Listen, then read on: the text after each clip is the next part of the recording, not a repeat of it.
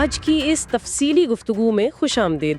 ये किस्त भी वैसे कमाल थी, कहीं हल्के फुल्के लम्हात थे तो कहीं एकदम शदीद तनाव। बिल्कुल बिल्कुल।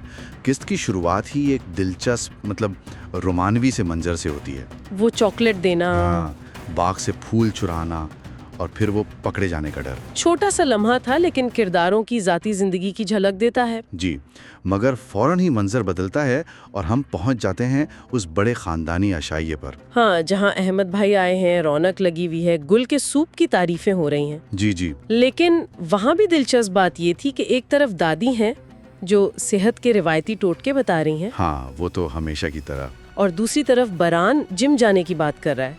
तो ये नस्लों का फर्क साफ नजर आ रहा था। बिल्कुल साफ। सुबह बाकायदा बारान से कहती हैं कि रीवा को दिलान की हिफाजत सौंप दें। और बारान का सवाल बिल्कुल जायज है कि आखिर ये दुश्मन है कौन जिसके बारे में इतनी राजदारी बरती जा रही है।